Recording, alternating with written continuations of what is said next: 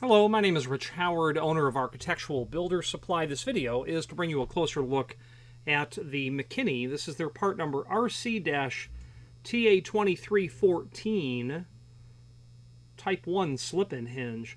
This is admittedly a pretty uncommon hinge. This is a very uncommon hinge. And it's uncommon because of certainly the confluence of all of the features that are coming into play here. The only thing that I would really expect to go together would be the 4.5 by 4 and the slip-in style. So let's dissect the part number, and we're going to start just at the beginning. RC from Mckinney means that it is radiused corner. That's going to be a 1/4 inch radius, and that to me would be unusual on an aluminum storefront. The client very likely has a radiused corner hinge, but the radius corner on a aluminum storefront hinge is more like 5/32 of an inch. It's a very small, tight radius. Now, Mckinney and Bomber and Stanley and other people who manufacture, and any other people that we could name that make hinges, don't, not all of them, but most of them don't really offer that sort of radius. There are some that do. I can think of one domestic manufacturer, and then importers will bring those in. Aluminum storefront, when they prep an aluminum storefront frame, it's done with a router, and that router diameter is a very small, it's a small bit. I'm guessing it might be 3/16, something quite small. And that radius I had said earlier, I'm guessing, I don't recall. It's about 1/8 of an inch. It's so small that, you know, if someone needs that radius, we'll just put that on a bench grinder. Not that we would do that, but it's certainly a common practice. So the fact that this is RC makes sense. Now, Mckinney won't make that really small radius, not that I'm aware of, but the client will say, well, a 1/4 inch radius is going to fit in my smaller, tighter radius, so that'll work just fine, and I'm not really concerned about it not matching there perfectly. So that's radius corner, and it's a 1/4 inch radius. Yeah. Now, TA2314, that means a number of things. First, it means that it's made of stainless steel or non-ferrous. And this hinge happens to be stainless steel. It's a 5-knuckle hinge, and it's a ball bearing hinge. Okay? It is a standard weight hinge. The leaf thickness of this hinge ought to be 134 thousandths, and let's put the teller of truth on this hinge. 136. 130. Yeah, 136. So yeah, of course, certainly within tolerance of what that leaf should be. That's what we would call a standard weight hinge. Okay, a standard weight hinge. The NRP, non-removable pin, tells us that in the barrel, and I like how Mckinney does this, they have that pin, that set screw located in a nondescript sort of area. And what happens is when you loosen that set screw, you can then drive that pin out. But when you seat the pin and then tighten the set screw, it's all but impossible to drive that pin out. I've tried. Could it be done? Yeah, it could. You're destroying the hinge at the same time. They're not meant to come out, and they will not be coaxed out easily. The principle there is that there's a set screw that when you tighten fits into a notch in the side of the hinge pin. It fits there so that you can't drive the pin out. That's just simply how that works. You'll notice the area where it is drilled is such that from the exterior, when you're on the outside, that's what you'll see. You can see part of that screw there, but you can't get the tool to it. So they put it in a really nice position to prevent or to thwart any sort of attack on that. Now, the 4.5 by 4, that makes sense for aluminum storefront material. And the reason that it is because it's a standard sort of hinge size. 4.5 is very typical. And the height, by the way, is the first dimension. So this is a 4.5 by 4. That specifically means it's 4.5 tall and 4-inch wide. Okay? It's super important to know that the height is the first dimension. Being 4-inch wide is less common, but in many instances is the best or better choice than, say, a 4.5 by 4.5, because you want that vertical axis of pivoting as close to the center of the thickness of the door as possible.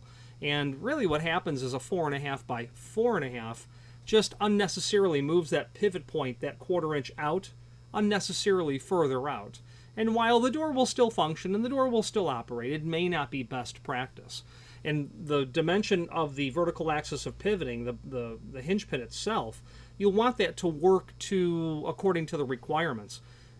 Do you need to have that vertical axis of pivoting out further? And if yes, why? Well, you do because you want to get that door to past 90, then closer to 180 degree, and get clearance around a wall condition. You might have, in typical aluminum storefront, you'll have block with face brick. You'll have that frame set somewhere inside of there, and someone has to think to themselves, what is my degree of opening, and is my hinge wide enough to allow what my degree of opening is? If it's 90 degree or 100 degree, you can very likely use a standard hinge in terms of the width. Use what you like, or use the one that best suits the application, probably as close as possible. I've had one job that I always think of. It was a daycare, and they had a 8-inch block, face brick. The wall was, pushing 9.5 inch or whatever it was thick, and the architect was hyper concerned that the door could go to 180 so that they could hold the door open. So all that we really had to do was assure. And the architect is an expert in his field, but an architect is not a roofing materials expert. He's not an expert when it comes to, pouring concrete or running electrical work or door hardware. So the architect relies on those industry experts. So he was very concerned about, will the door closer permit a 180 degree opening? And yeah, a parallel arm closer, based on where it was going to be installed, would work certainly. And we did have to simply calculate, here's how wide of a hinge that you need to accommodate the requirements. And realistically, I know that we did a 6-inch hinge on it because it was stock, a 4.5 by 6, but a 5-inch would have worked for his application. And we just went with 6 because the decision was best practice tells us 5-inch, 6 inches in stock. How would you like to proceed? Low volume use, recess time only, probably wouldn't be opened more than a couple of dozen times a day at the very most. So tucking that as close to the door as possible is considered best practice. And for whatever reason, 4-inch wide is very common in an aluminum storefront. And I would like to think the reason is that someone made an intelligent decision that says, best practice tells me bring that barrel back as close as I can. And that's the size. The 32D, that means two things. It means it's made of solid stainless and that it has a brushed finish on the hinge. Okay. Now, slip-in type 1. What does that mean? Well, we can get some, when we look at this hinge, if you have any experience looking at hinges, when I bring those leaves parallel, you might say, boy, that's an awfully big gap that's there. And then if you study it further, you'll see the bend on the hinge leaf here. We call that the swag. It's different than what's over here. Okay, so that bend here is different than what it is here. Now, the way that this is supposed to work is, you guessed it, one leaf slips into the face of the frame. So a slip-in hinge was a very common way of attaching hinges to frames decades ago, 1960s, 1970s, and a slot would be cut in the face of the frame, just a slot, right in the face of the frame, and this leaf is pushed into that slot. Then, when you look at the door rabbet, there's nothing other than countersunk holes. You then run your screws through those countersunk holes into the tapped holes, and those holes are tapped, 1224, and the hinge frame itself, the jamb, actually acts as the reinforcing plate for the slip-in hinge. So if you have an older frame, or a newer one, but I have not seen any aluminum storefront manufacturer doing slip-in as a new product. I've looked at Mckinney catalogs that are 20 years old, and I don't recall seeing slip-in there at all. With the advent of continuous hinges, etc., or pivots. If you have a slip-in prepped frame, you need to replace it with a slip-in hinge because you don't have the prep and you don't have the reinforcement to attach a standard hinge. Now, you could go to a full-surface continuous hinge. That would solve your problem, but you may not want to do that. You might not want to do that. You might not want to slap a giant hinge on the face of your door and frame. To some, it's unsightly, and I would agree. On the front of the business, I wouldn't want it. On the back door, it'd be okay. And while slip-in hinges are expensive, they're pretty elegant in terms of going right back into the same prep when that's what you have. So that's what a slip-in is. This is a Type 1, and we're going to discuss what Type 1 means, and it really means one leaf is a slip-in, because you can do a slip-in on the door side as well. The other leaf is just your standard full mortise leaf that would go to the edge of the door quite normally. Okay, so seeing that large gap between the two leaves is definitely a telltale sign that something is unusual about it, and the fact that the slip-in leaf would lay almost flat on the top of your desk is another tip that something's unusual about it. Talking about those holes, screws are included.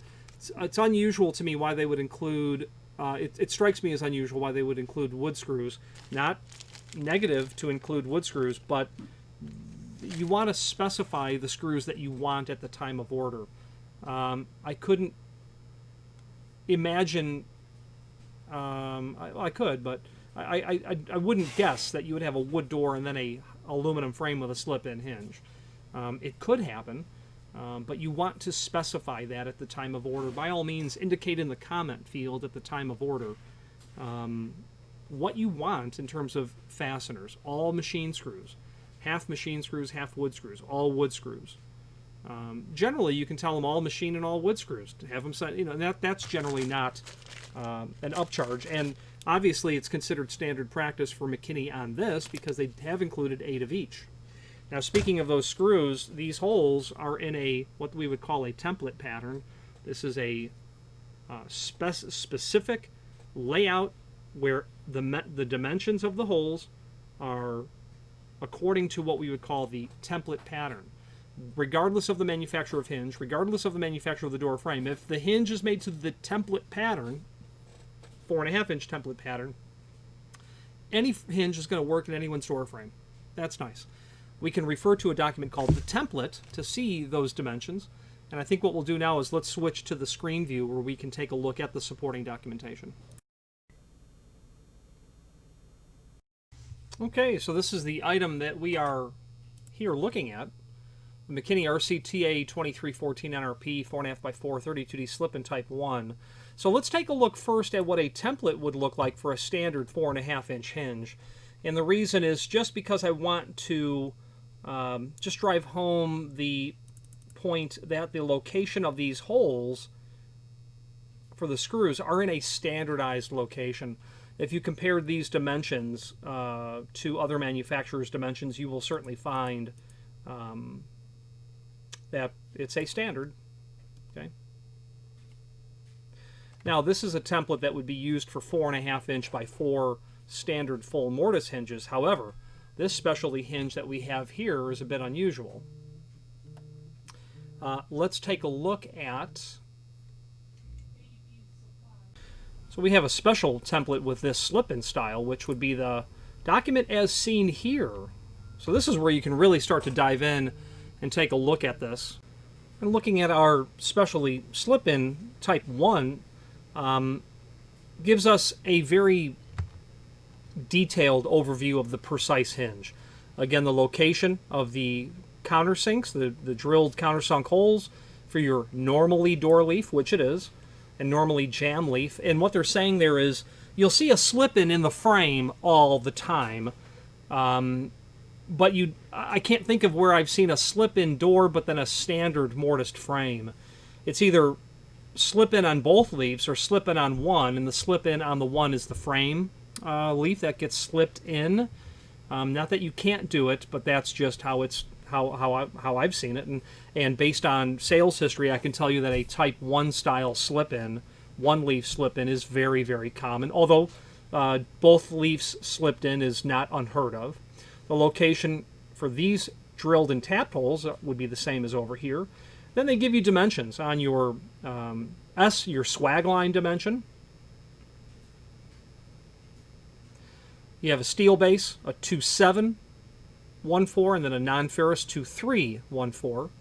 Your C dimension, some people like to know what that is. It's just half of the overall width of the hinge, obviously. However, it's not exactly that, is the bottom line. And that makes sense that they're going to, that will be held back ever so slightly. But nonetheless, all of the dimensions are here for this. Now, they indicate that this hinge is handed. I would say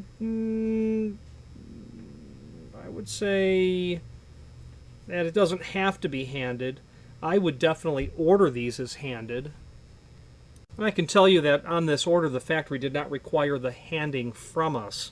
However, I would certainly want to provide the handing to the factory because your pin has, your hinge pin is solid on the top portion and has a button tip on the other end with a small access hole. That prep for the non-removable pin is not equidistant in the center of the hinge. So I would definitely want to order these as handed units. And that's just so that you get the NRP at the proper orientation to the top of the door, only because I don't want that button on the bottom, on the button opposite the hinge tip with that hole drilled in it, being an area where water can come in and pool and collect. Okay. Now this is a standard weight hinge. That means it does have 2 ball bearings. I didn't mention that earlier. If for some reason someone had ordered a heavyweight hinge, which is clearly not indicated as available in a slip-in style hinge, it would have 4 ball bearings, but it's not listed as available. We also have a link to a cut sheet down below this video, and this will show an overview of our different hinges. TA2314, brass or stainless or brass-based material, inherently a standard weight hinge. If you want a steel-based hinge, you can do a slip-in style steel-based. It'd be a TA2714. The different sizes of hinges that are available in that series. Then different prefixes. RC, radiused corner. That's where that comes in. The next page that we have here is specifically one regarding the slip-in variations. They show the hinge types, model numbers that they'll do it in. They show the specifications of the sizes that are available in Type 1 and Type 2. And here's a really elegant way that they're going to show you what the slip-in looks like. Slipped into the frame, and then this would be mortised to the edge of the door, is what they're showing. I would tell you that they are drawing this opposite of how I would expect this to be. They're clearly showing the door as the slip-in and the frame as the mortised portion. And I would say that that would be, while not unheard of, I would say it'd be less common. But nonetheless, they're showing you a valid Type 1 application. But we do have to define what is being slipped into here. And again, you can simply turn the hinge over end for end. But at that point, once you hand the hinge, you also need to indicate which door or frame is getting the slip-in treatment. Okay, so at the time of order, you've got the option to specify that as well. The definition that I've been punching around it, Type 1, one leaf has standard punching and countersinking, and the other leaf is drilled and tapped, so it can be inserted through a slot in the door or frame. Both leaves are specially swagged to provide 3/16 clearance between leaves when parallel. Hinges are handed, indicate hand when ordering. Type 2 is literally both leaves are going to allow you to slip them in, giving you a 5/16 gap between the 2 leaves when they're brought parallel. The Type 2 they indicate is non-handed. I would still want to, well, no, they're non-handed, thoroughly non-handed. You would not need handing for a Type 2 at all. You would never need to turn that over. Okay. Now, there is a link below this video, as seen here.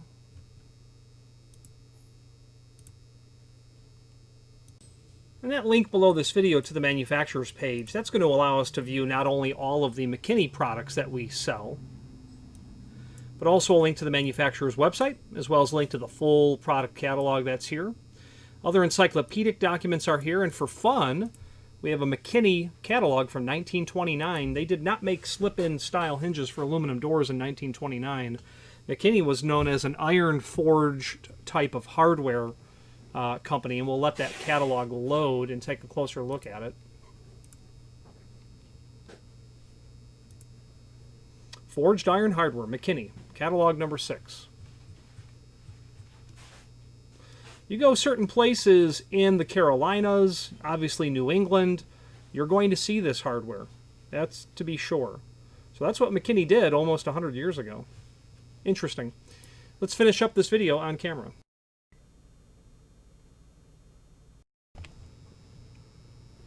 Now, Mckinney is part of the ASSA ABLOY group of companies, and it says underneath Mckinney, ASSA ABLOY, her sister companies would be such companies like Medico, Sargent, Yale, Corbin Russwin, Norton, Adams Wright, Hess, Folger Adam, Rockwood, Pemco, countless others.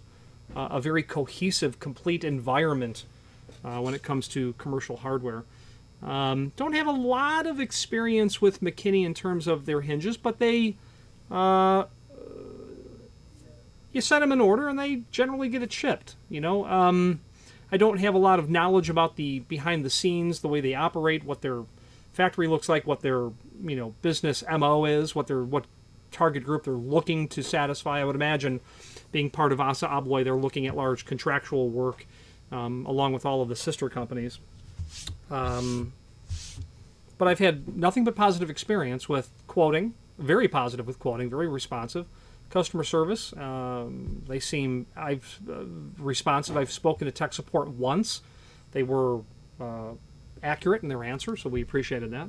Anyway, if you have any questions on this pretty unusual hinge, but you do still see them, or any other Mckinney product, let us know. You could very likely end up needing to buy this because, as I had said earlier, while these hinges are not inexpensive, they are less expensive than alternative solutions when it comes to how to get that door hanging properly.